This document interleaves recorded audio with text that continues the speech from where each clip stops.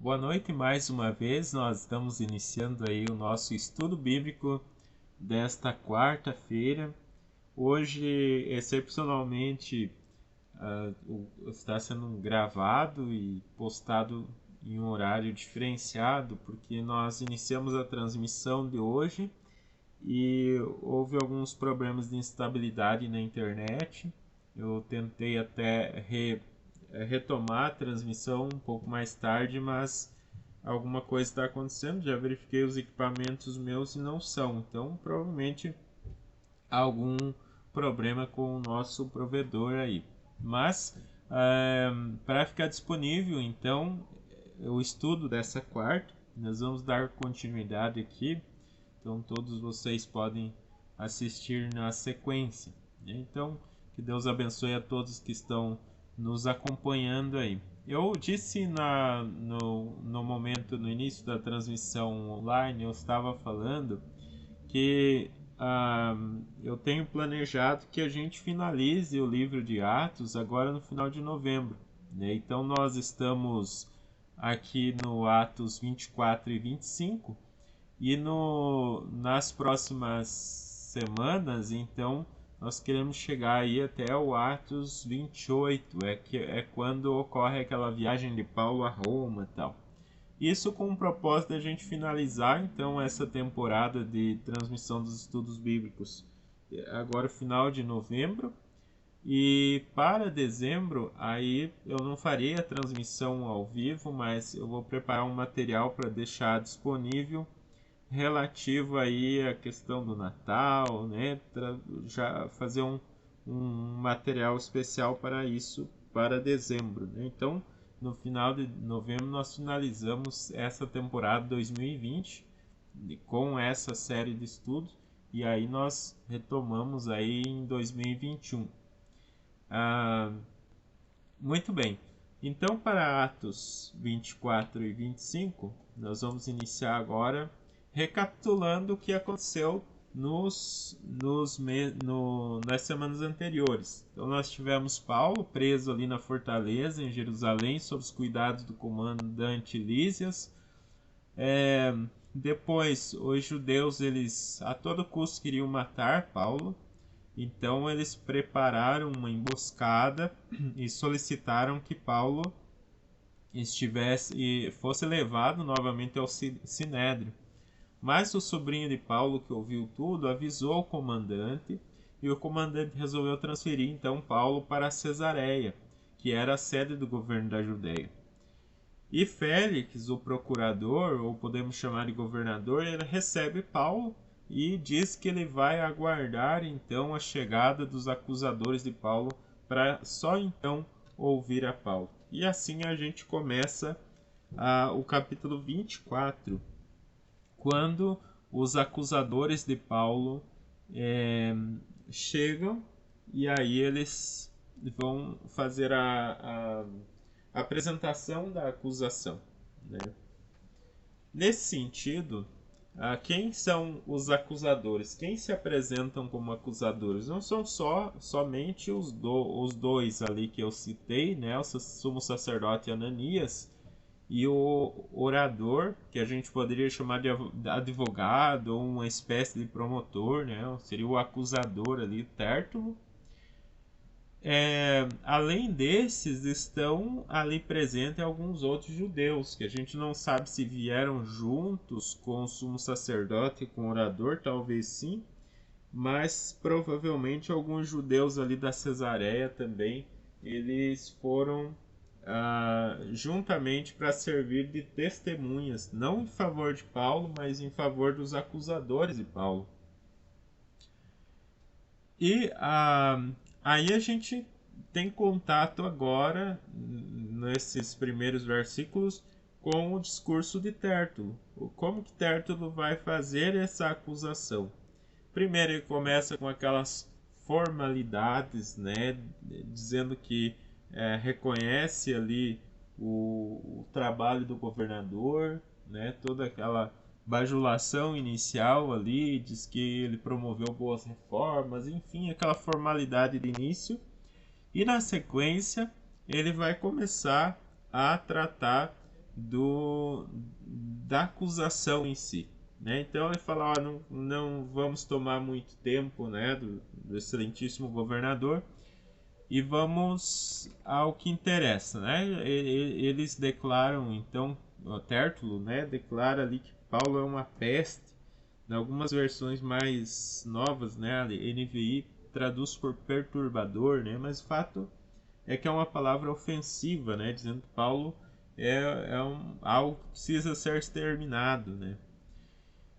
O que eles dizem que Paulo promoveu, né? Promoveu tumultos entre os judeus do mundo todo. A gente sabe que onde Paulo passou, houveram tumultos, né? Houve tumultos, houve problemas, mas por quê? Porque os judeus criavam caso por causa da pregação que Paulo fazia. E até que nesse momento ali do templo, quando acontece essa prisão, os irmãos e irmãs devem lembrar que Paulo não fez nada. Paulo não estava provocando tumulto. Quem provocou tumulto foram aqueles judeus da Ásia. Mas a gente vai ver isso na defesa de Paulo. Então, continuando aqui com a acusação, segundo ponto que ele coloca é que Paulo é o principal líder dessa seita chamada Seita dos Nazarenos. Né? Por que Seita dos Nazarenos? Porque é aquele grupo religioso que segue um homem de Nazaré. Né? Então a gente sabe que Jesus ali é de Nazaré. Então eles apelidaram de Nazarenos. Então por isso ficou a Seita dos Nazarenos. Então, eles dizem, esse é o principal líder da seita dos nazarenos, porque ele era o cara que viajava, que fazia as missões, né? Tinham tantos outros, mas ele era mais evidente, né? Se evidenciava mais o trabalho dele pelo conhecimento que ele tinha, pela capacidade de argumentação que ele tinha, né? A acusação que eles têm também é que esse Paulo, que eles chamam líder da seita, tentou profanar o templo. E o que eles usam de fato para dizer isso, que ele tentou profanar o templo? Acontece que, quando ele chegou na cidade de Jerusalém, havia um efésio que acompanhou ele na cidade. Esse Efésio se chamava Trófimo, era um grego. E aí eles acharam, né, entenderam que Trófimo havia entrado no templo junto com Paulo. E a gente, quem não assistiu as semanas anteriores, pode assistir lá quando acontece, lá no início da prisão, quando acontece esse fato, né?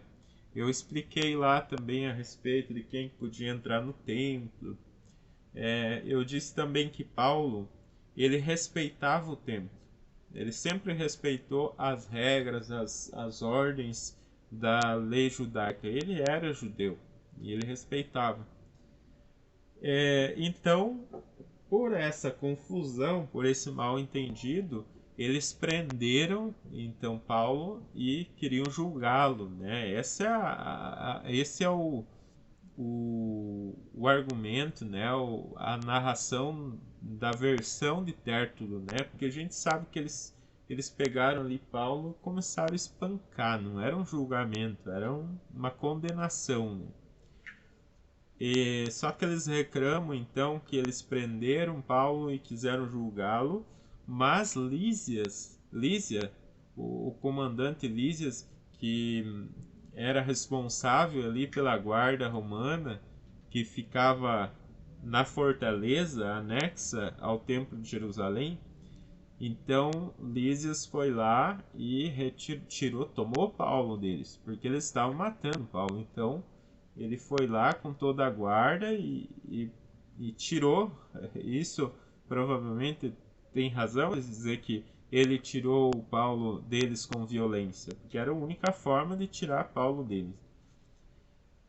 E aí ele finaliza dizendo, olha, para você, se você quer saber, ou se a Vossa Excelência, né, se só quiser saber a verdade, pode interrogar Paulo. Vocês vão ver que nós estamos falando a verdade, que esse homem é culpado, porque pelas próprias palavras dele, ele vai dizer o que a gente, o que do que ele realmente é culpado, né?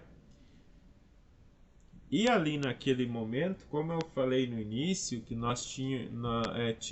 havia judeus, outros judeus ali como testemunhas, né? Então naquele momento foi perguntado aos judeus que estavam como testemunha e eles falaram, não, é verdade, o que Tértulo está falando é verdade. Lembram que quando estávamos lá no capítulo 23, antes da transferência de Paulo, havia 40 judeus que prometeram, fizeram um voto de não comer nem beber enquanto não matassem a Paulo. Então, talvez dentre esses judeus que estavam ali, pode ser que esses judeus compareceram, né? Porque eles tinham muito interesse nessa situação. Bom, a partir do versículo 10, então, a palavra é dada para Paulo, né, para que ele possa fazer a defesa dele. Então eu dividi a defesa dele em algumas partes. A primeira parte que nós temos aqui é a declaração de inocência. Então Paulo começa com todo cuidado ali, faz aquelas formalidades de reconhecimento, né, dizendo que, né, falando bem assim do Félix, né? E reconhece ele como juiz, enfim, e dizendo, olha, você é juiz há muito tempo aqui, a gente sabe, né? Então eu tô tranquilo para me defender diante de ti, né? Então Paulo começa com todo esse cuidado e ele começa a dizer, olha, eu fui a Jerusalém, qual que era o meu propósito? Eu fui a Jerusalém adorar a Deus. Ele diz também que quando os judeus me encontraram, eles não encontraram eu discutindo e causando tumulto, nem no templo, nem nas sinagogas, nem em lugar nenhum da cidade. Então, por isso, ele já faz a sua declaração de inocência. Olha, eu sou inocente porque isso que eles estão dizendo não aconteceu. Eles não me encontraram discutindo nem causando tumulto. Então esse é o primeiro passo que ele disse, eu sou inocente. Segundo passo, ele vai fazer a declaração de crença dele. Ele começa dizendo que ele adora a Deus de nossos pais, né, o Deus de nossos antepassados. É como os judeus falavam, né, os deuses dos nossos pais, o Deus de Abraão, o Deus de Jacó. Então ele faz essa defesa que esse é o mesmo Deus que ele adora. E ele confessa dizendo, mas eu sou seguidor do caminho. Né? Aquilo que os judeus chamam de seita dos nazarenos, né? E os crentes ali eles costumavam chamar de o caminho. Né? Lembra que Jesus dizia, eu sou o caminho, a verdade e a vida. Né? Então eu sou sim seguidor do caminho. Ou se eles preferirem, Paulo não disse isso, mas era a seita dos nazarenos conforme os outros diziam. Só que ele fala assim, olha, eu creio na lei e nos profetas, né? Ou seja, eu creio em tudo aquilo que está em conformidade com a lei e os profetas. E aí ele faz o comentário, tenho em Deus a esperança de ressurreição, tanto dos justos como de injustos. E isso é uma coisa que os fariseus ali também compartilhavam dessa ideia da ressurreição. E ele diz, procuro conservar a consciência limpa diante de Deus e dos homens. O terceiro ponto da defesa de Paulo é ele relatar a versão dele, ou seja, do que realmente aconteceu. Ele já fez a declaração de inocência, ele já falou da, da crença, né, no que ele crê, qual que é a fé dele, e agora ele vai relatar o que realmente aconteceu que levou à prisão dele. Então ele diz assim: depois de anos que estive fora em viagem, eu vim trazer então esmolas e ofertas, né, para o meu povo. E ali ele participou de um ritual de purificação. É aquela conversa que ele teve lá com os presbíteros, e aí os presbíteros disseram: olha, vai ter alguns homens que vão fizeram o voto lá do nazireado, e aí agora eles vão se purificar, vão cortar o cabelo, né? Então se você for também com eles e você participar da purificação, inclusive pagar os custos, pagar as despesas ali que eles tiverem para esse ritual, então você, os judeus, né, os nossos irmãos judeus, eles que são zelosos da lei, eles vão ver que aquilo que dizem de você, que você despreza a lei, que você não leva despreza a lei de Moisés, eles verão que não é verdade. Então o apóstolo Paulo ele fez justamente isso, ele se juntou àqueles judeus, aqueles que tinham o voto, e foi para o templo, onde ele estava ali fazendo todo o ritual de purificação e tal, estava quase terminando os 7 dias, que era o tempo da realização desse ritual. Só que aí aconteceu aquela confusão, que os judeus da Ásia que chegaram ali viram Paulo e ficaram muito irados, né? Porque acharam que Paulo tinha colocado Trófimo para dentro do templo. E eles diziam: olha, esse homem anda falando mal da, da lei de Moisés, enfim. O que acontece então naquele momento? Então, Paulo explicando que os judeus da Ásia começaram a confusão, né? E esses judeus da Ásia que começaram a confusão, eles deveriam estar ali para acusar. E eles não estavam. Tanto é que nós vamos lembrar lá que foi uma confusão tão grande que quando o comandante perguntava por que eles estavam tão furiosos com aquele homem, as pessoas falavam e não se entendia nada. No final das contas, a maioria nem sabia o porquê que começou aquela confusão. Então, Paulo coloca isso: olha, os meus acusadores, aqueles que começaram a confusão, não estão aqui para me acusar. E eles dizem assim: os que estão aqui, quando me levaram ao sinédrio, não declararam qual crime encontraram em mim.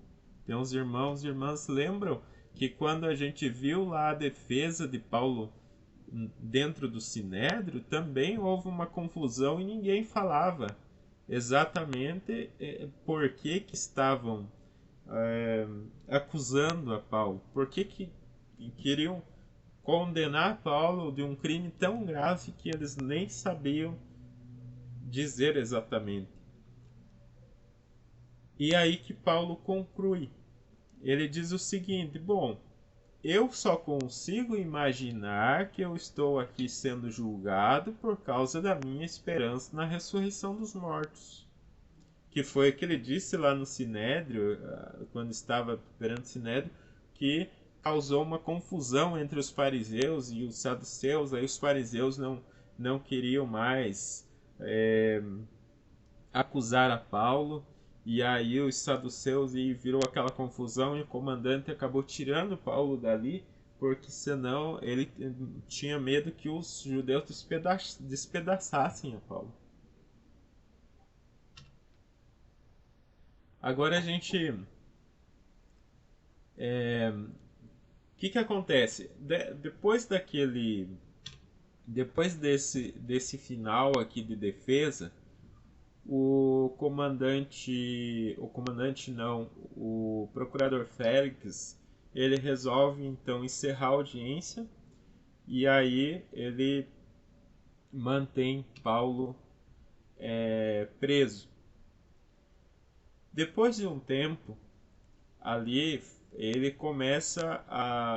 traz a sua esposa Drusila e pede que Paulo fale mais da fé de Cristo em Jesus. Então veja, a segunda vez então que Félix chama Paulo, depois daquela audiência, não é uma audiência, não é uma coisa oficial, é uma coisa pessoal. Ele queria ouvir mais a respeito daquilo que Paulo falava, né? daquela questão da fé em Cristo Jesus.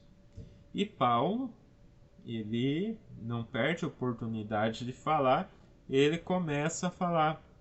E quando ele discorre sobre questões de justiça, domínio próprio, juízo vindouro, então Félix fica atemorizado.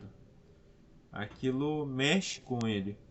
Então resolve terminar a conversa. Olha, depois, quando eu quiser saber mais, eu chamo você. E aí terminou essa conversa com Paulo naquele momento. A gente vai ver que Félix, na verdade, ele tinha outros interesses, né? Ele estava ali ouvindo Paulo, ele tinha uma certa curiosidade sobre essa questão da fé, sobre esse Cristo Jesus, era mais uma curiosidade ali.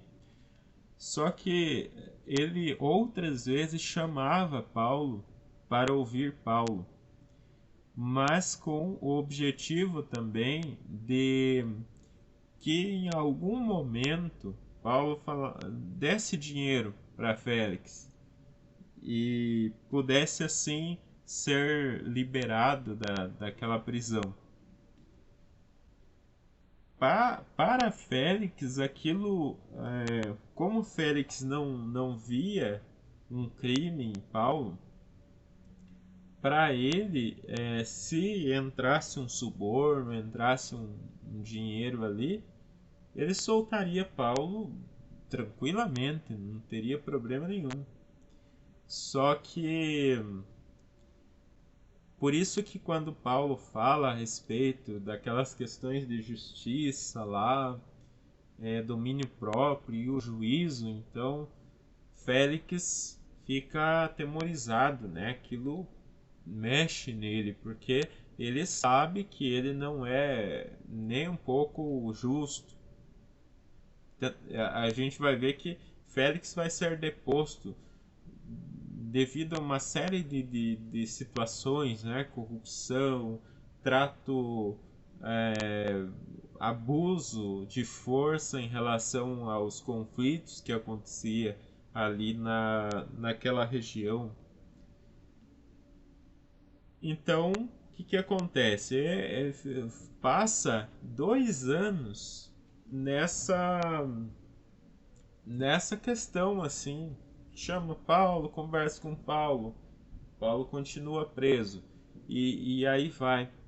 E aí chega um momento então que Félix é retirado do cargo.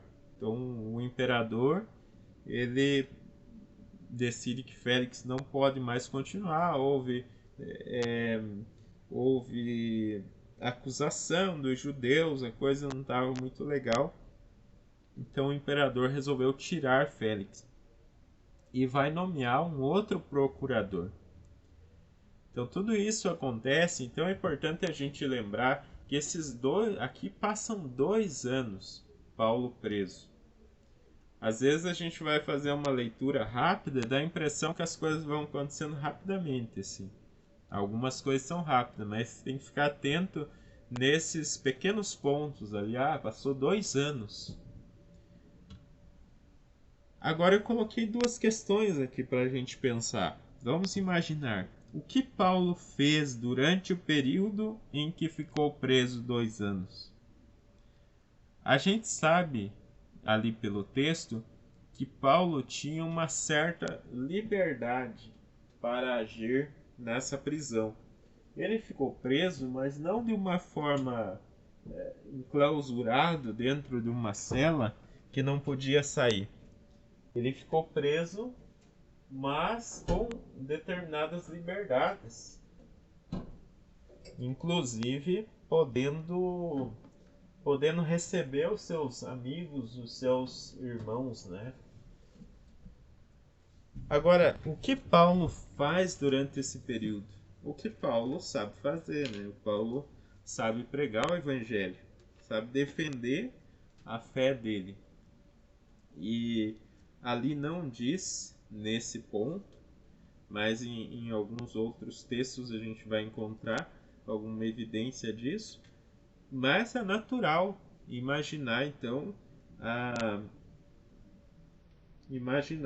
como que Paulo age durante esse tempo. Agora, Paulo preso sob o poder do procurador, né, do governador. Ele está lá preso. Os judeus querem matá-lo. Só que ele está preso e livre. E ele tem a liberdade de continuar pregando, de continuar falando do evangelho durante todo aquele tempo. Então vamos imaginar o quanto de descontentamento que está crescendo dentro dos corações dos judeus radicais ali, dos judeus que querem dar um fim em Paulo, né? Eu estou encontrando aqui só no versículo 23, né, que eu não coloquei no slide ali, só para reforçar isso. Ó, no versículo 23 do capítulo 24, diz assim: E mandou ao centurião que conservasse a Paulo detido, tratando-o com indulgência, e não impedindo que os seus próprios o servissem. Então, durante aquele tempo que Paulo esteve ali, de tempo em tempo, o Félix chamava ele. Então, ele estava com uma certa liberdade, essa liberdade que dava o direito de ele, a quem o procurasse, né, ele poderia pregar. Ele tinha a liberdade de escrever as suas cartas, né? Pois bem, agora a sequência que a gente vai ter aqui, falar um pouquinho daquele período ali e desse intervalo entre nomear Festo depois que Félix é deposto. Isso não está lá na Bíblia, né? Isso tem que recorrer a outras fontes. E aí no comentário, no manual bíblico de Halley, né, a gente vai ter aqui esse comentário que diz: Festo foi nomeado sucessor, né, tá errado ali, sucessor de Félix em 60 depois de Cristo. Foi no intervalo entre a partida de Félix e a chegada de Festo que as autoridades de Jerusalém se aproveitaram da ausência de um oficial romano do executivo e assassinaram Tiago, irmão de Jesus. Então as autoridades ali de Jerusalém mataram a Tiago, né, o irmão de Jesus, porque estava ali sem governador, né? E quando havia essa autoridade romana naquela região, se evitavam esses excessos, né? Porque eles normalmente intervinham. Então esse é um dos acontecimentos ali. O Festo, que a gente vai falar agora, né, juntamente ali ouvindo a Paulo, né? Ele ficou apenas 2 anos no cargo e ele morreu ali em 62 depois de Cristo. Bom, voltando ao texto bíblico, então, lá em Atos 25, iniciando nos primeiros versículos, nós vamos ter ali o governador Festo assumindo o governo. E ele vai, como Jerusalém é a cidade importante, que está dentro do domínio dele ali, ele vai até Jerusalém para ver as autoridades, né? para se apresentar como novo procurador naquela região. E quando ele chega ali, lembram que eu falei que a raiva dos judeus ela só está aumentando porque Félix não fez o que eles esperavam que se fizesse com Paulo e nem deram brecha e nem deu brecha para que eles pudessem executar aquele plano de emboscada. Então agora 2 anos depois, ou até um pouco mais, eles ainda estão com aquele sentimento, aquela vontade, aquela emboscada preparada para pegar Paulo, para matar Paulo. Então os chefes dos sacerdotes judeus, eles voltam a acusar Paulo naquele encontro que eles têm com Festo, ali pela primeira vez em Jerusalém, e eles pedem para que Festo faça a transferência de Paulo para Jerusalém. E aí Festo, claro, fala, não, vocês podem ir até Cesareia, daqui uns dias eu estou voltando para lá, e vocês podem ir lá acusá-lo. A gente vai fazer uma reunião, uma audiência, um julgamento, né? Vocês podem acusá-lo lá. Quando Festo volta então para Cesareia, ele convoca os acusadores para que eles se apresentem lá a fazer a acusação de Paulo. E quando eles chegaram lá, isso está lá no versículo 7 já do capítulo 25, eles rodearam a Paulo e começaram a fazer muitas e graves acusações contra Paulo. Só que, como sempre, eles não tinham prova do que eles estavam acusando, eles não tinham prova daquilo que diziam de Paulo. E quando Paulo, então, tem a palavra, né, ele pode fazer a sua defesa,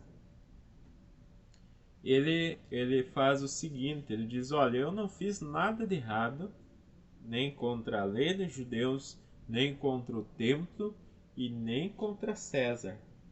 César é o nome que se dá ao imperador, né? O imperador da época era o Nero, mas César é um título, né? Então, César Nero, né? Então ele faz essa defesa. Só que daí Festo faz o seguinte, bom, os judeus querem que eu mande Paulo para Jerusalém, então ele propõe a Paulo isso. Fala, olha, você não quer ir se defender perante mim, mas lá em Jerusalém, que é lá onde aconteceu tudo, que é lá onde os teus acusadores são. Então, nesse momento, Paulo viu que eles estavam querendo novamente levá-lo para Jerusalém, e ele sabia que nesse caminho para Jerusalém alguma coisa poderia acontecer, ou mesmo lá em Jerusalém, né, de onde ele foi tirado. E era esse o pensamento dos judeus. Os judeus queriam que ele fosse levado para Jerusalém, e talvez, se Festo encaminhasse Paulo para Jerusalém, talvez ele não faria o que o comandante Lísias fez, que mandou toda aquela tropa para proteger Paulo. Talvez mandaria alguns poucos soldados e isso seria perigoso. Então Paulo, ele entende o risco que ele vai correr para chegar até Jerusalém. E chegando lá em Jerusalém, o desfecho do julgamento não vai chegar a lugar nenhum.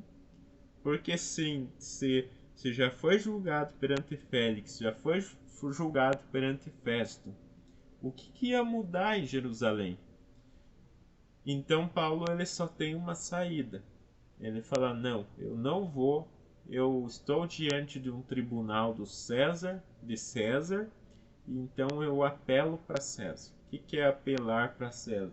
Apelar para César, eu quero ser julgado, quero que a minha causa chegue lá na última instância, quero que chegue lá no...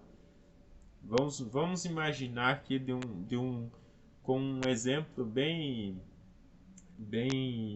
simplista, né, no Brasil aqui. Eu quero que a minha causa seja julgada pelo STF, né, que é lá a instância maior. E eu tenho um comentário aqui, por exemplo, diz assim: qualquer pessoa poderia apelar a César? Não.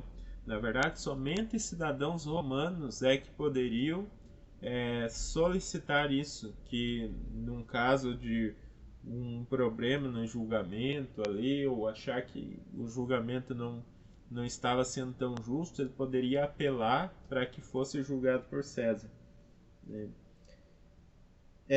Diz aqui o comentário da Bíblia de Estudo Vida, diz assim: entretanto, esse privilégio exigia do apelante que tivesse os recursos financeiros para fazer a viagem a Roma.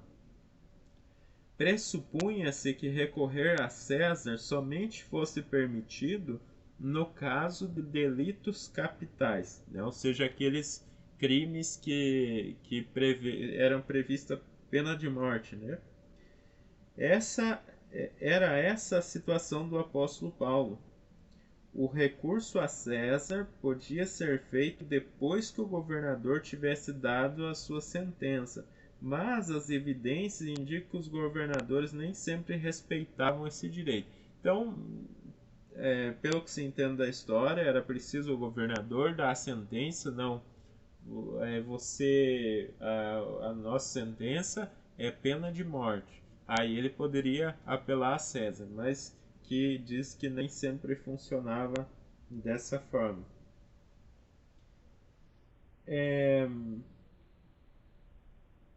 Na sequência, então, a gente vai ver a fala de Festo, que ele diz: olha, você apelou para César, então para César você vai. Isso aí está lá no versículo 12, né, do capítulo 25, versículo 12. Bom, o que nós temos pela frente aqui? Vamos falar um pouquinho do rei Agripa, que é citado aí, o rei Agripa II.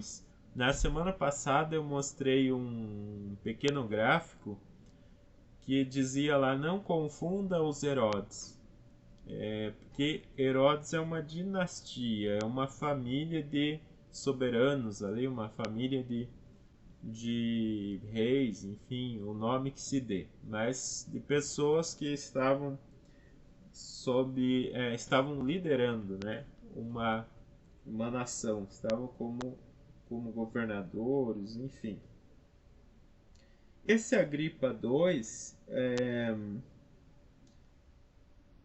diz aqui que ele governava partes da Galileia, né? Ele governava ali áreas do norte, mas ele foi nomeado como guardião do templo, nomeado por César, né? E a reputação desse rei Agripa não era muito boa. A gente vai ver algumas coisas. Esse Herodes aí, ele era filho do Herodes Agripa I, que é quem? É aquele que mandou matar Tiago, irmão de João. Lá atrás a gente viu que morreu Tiago, irmão de Jesus, mas esse aqui é o Tiago, irmão de João, né? Rei Agripa também mandou matar a espada o irmão de João. Também mandou prender a Pedro. Isso está lá no capítulo 12 de Atos, né? Então quem quiser anotar e depois fazer uma leitura do capítulo 12 de Atos, quando Herodes persegue a Tiago e a Pedro, ele manda prender alguns cristãos e Pedro é liberto milagrosamente lá da prisão, e Tiago acaba perecendo ali a fio de espada, né, por, por Herodes.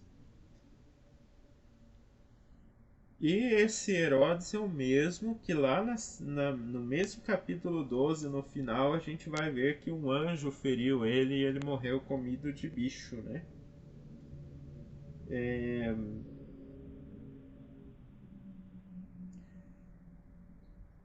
Ele era... Aqui no comentário diz que ele era neto de Herodes o Grande, mas ele seria bisneto de Herodes o Grande.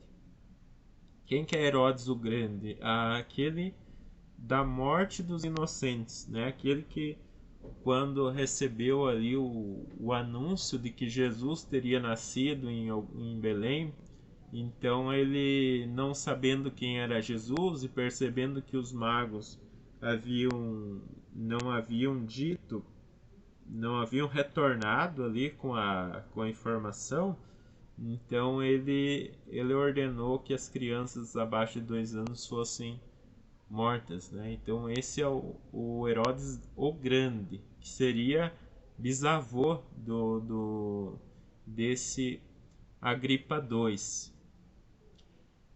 O Agripa II era também irmão de Berenice e de Drusila.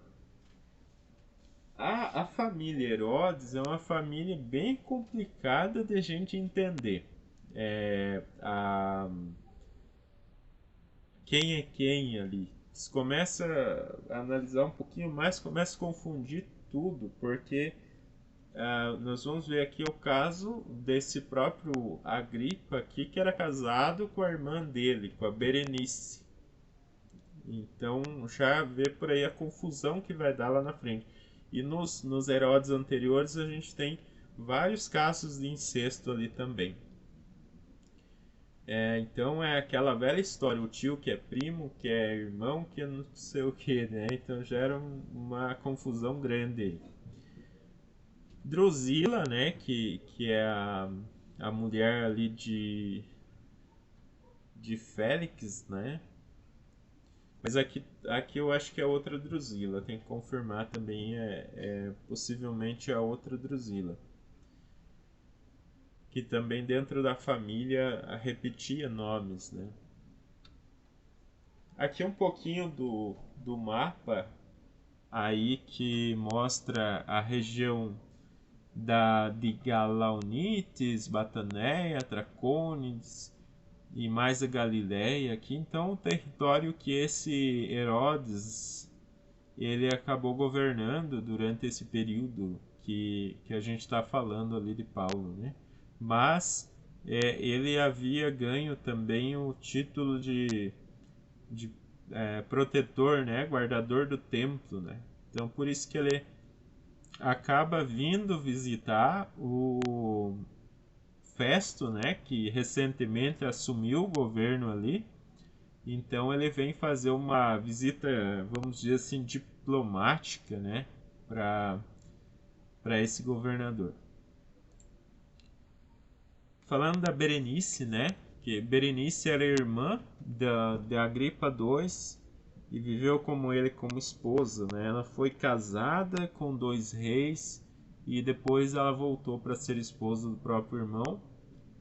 E mais tarde acabou sendo amante aí dos imperadores, né? Vespasiano e Tito.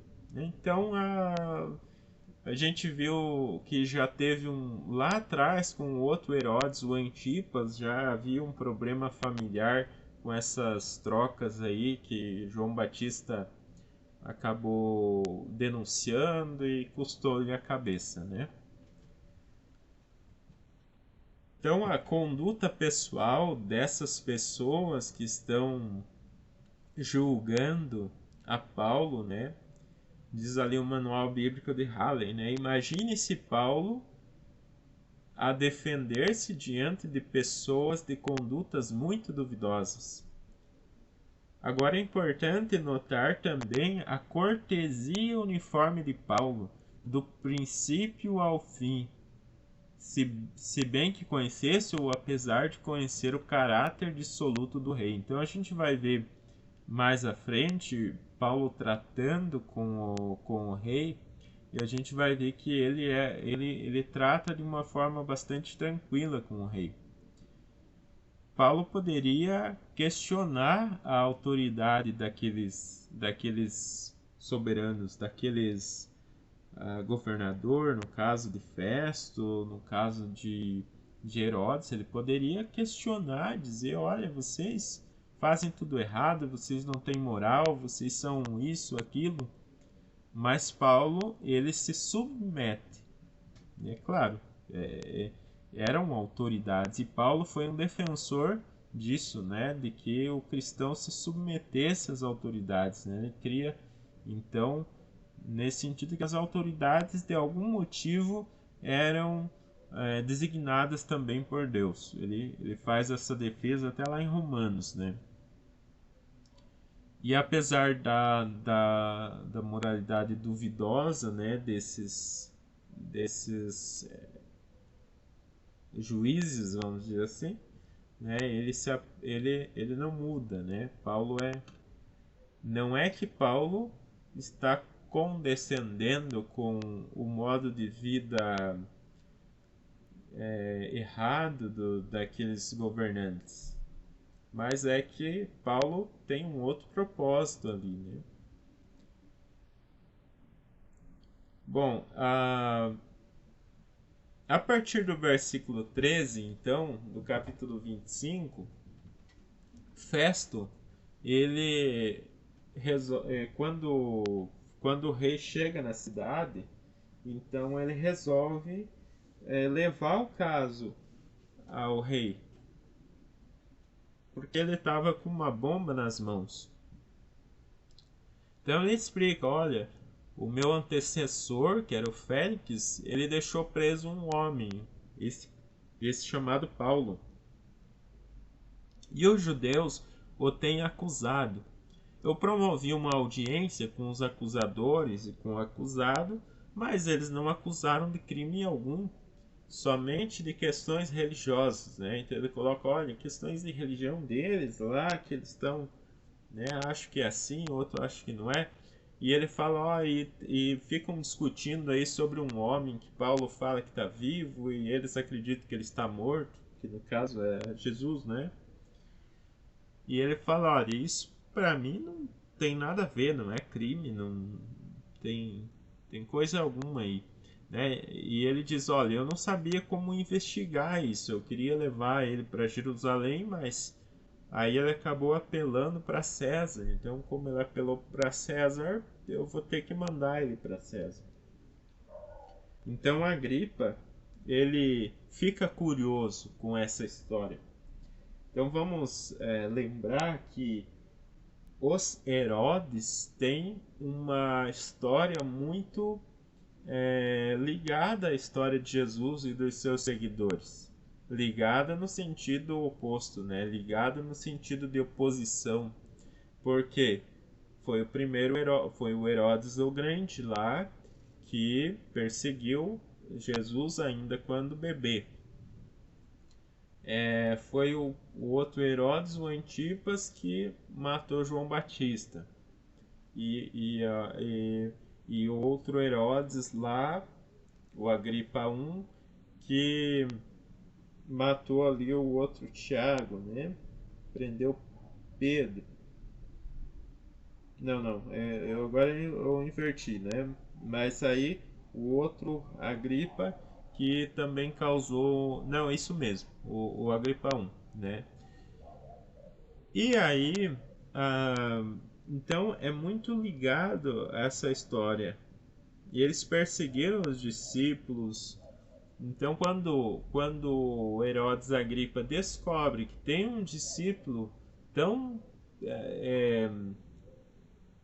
digamos assim, depois de um tempo já que Jesus já havia morto, e que aqueles discípulos foram perseguidos, enfim, e ele fica curioso, porque ele quer ouvir Paulo, né?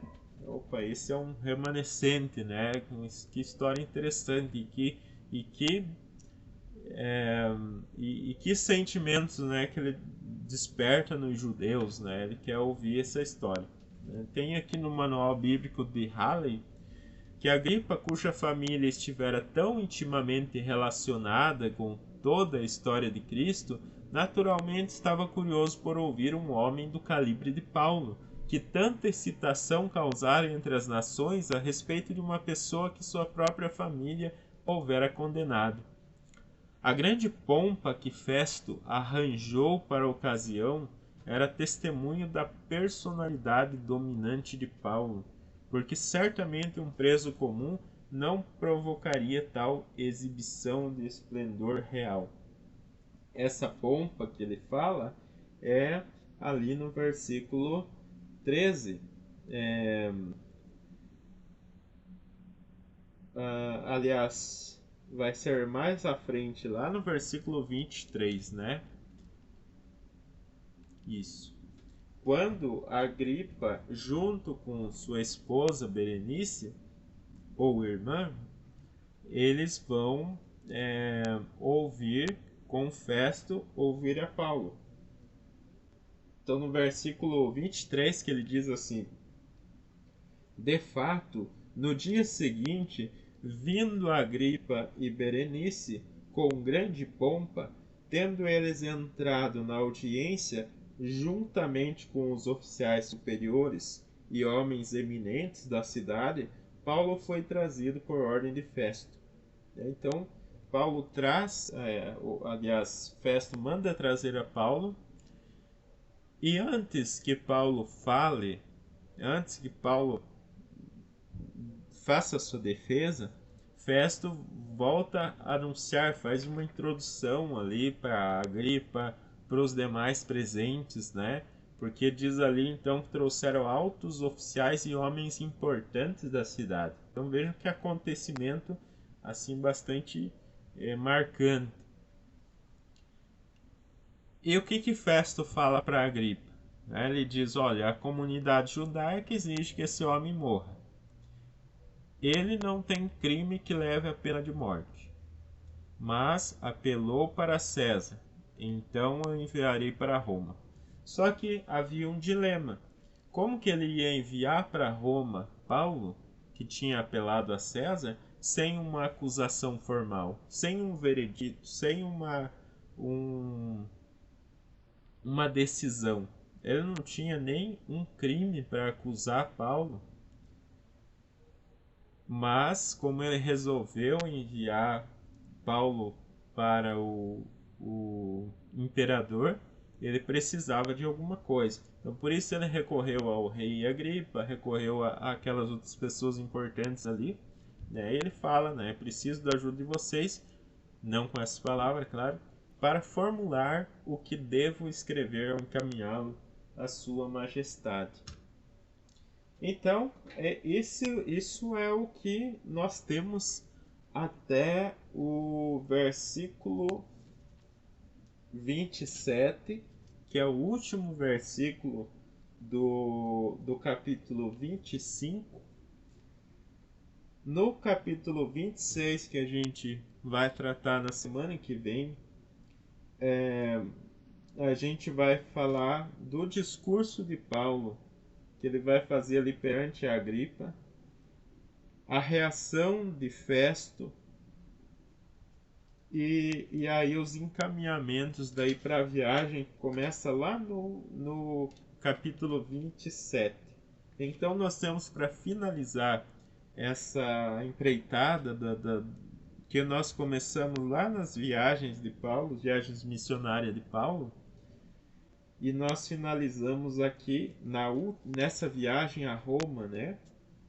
Então faltam três capítulos, 26, 27 e 28. Então a expectativa é que nos próximos 20 dias aí a gente consiga finalizar essa leitura, né? E sempre é importante nós pensarmos por que isso é importante, o que daquelas atitudes que a gente traz para a nossa realidade. Principalmente, nós falamos recentemente a respeito da reforma, sempre nós falamos das disputas religiosas, né? E aqui a gente está vendo uma disputa religiosa que nasce ali bem no primeiro século, né? Que é a disputa entre os judeus e os cristãos, né? E toda a postura da igreja para tentar compreender as questões que batem de frente com a visão judaica, para compreender as questões, o que se pode abrir mão, o que não se pode abrir mão. Então, o livro de Atos, a gente tem ali a construção de uma comunidade cristã. Ali a gente vai ter todo aquele conflito inicial que surge para se chegar a uma comunidade cristã divorciada, ou vamos dizer assim, separada do judaísmo. E nas cartas de Paulo, elas acontecem, tudo isso que Paulo está vivendo durante essas viagens, durante esses episódios. Muitas das cartas são escritas nesse período. O livro de Atos ele vai ser escrito depois das cartas. A gente tem na Bíblia ele antes, mas ele é uma escrita depois das cartas, porque as cartas, as escritas delas acontecem durante o episódio, durante os episódios que são narrados em Atos. Então, Atos entende-se que é um documento que é escrito por Lucas depois. E compreendendo todo esse processo que se passa em Atos, a gente vai compreender ali, então, a gente vai compreender algumas questões que são tratadas nas cartas. Vai compreender o contexto de algumas coisas, de onde se originou determinada comunidade cristã, em determinada cidade, quem são os companheiros de Paulo, quais as figuras que Paulo utiliza durante as suas falas nas cartas, né? Então, tudo isso, quando a gente está lendo as cartas, é bom lembrar dessa história. Muito bem, a gente finaliza agora, então, essa parte, né, esse episódio, né? Esperamos que na próxima quarta-feira esteja tudo certinho aqui, que não tenhamos problema de transmissão. Então a gente faz a transmissão aí ao vivo no horário que a gente tem combinado, né? E assim seguimos. Sempre fica à disposição, né? Quem quiser entrar em contato ali pelo nosso e-mail da comunidade, né? Que é luteranamontealegre@gmail.com, ou pelo WhatsApp. Os nossos membros aqui da comunidade em Telemaco Borba podem entrar em contato com a gente também. Pode deixar comentários aí de questões, né, reflexões a respeito do que a gente está estudando. E assim a gente vai aprendendo junto aí, né? Então vamos finalizar com uma breve oração. Convido a todos então para orarmos. Obrigado, Senhor, por mais esse momento que passamos juntos. Tivemos algumas dificuldades técnicas, mas nós sempre temos um recurso ou outro para cumprirmos aquele nosso propósito. Obrigado por isso e obrigado por estar sempre conosco. Esteja nos animando, nos ajudando a caminhar neste caminho, e que possamos tirar desses escritos que estão longe no tempo, mas que com certeza nós podemos buscar nos sentimentos daqueles homens que tanto enfrentaram por causa do teu evangelho, e o que nos deixaram escrito nós podemos encontrar também coisas valiosas para os nossos dias, para pensarmos também na nossa comunidade, para nós tentarmos cada vez mais aperfeiçoar o nosso convívio na comunidade e sendo cristãos que observam a tua palavra.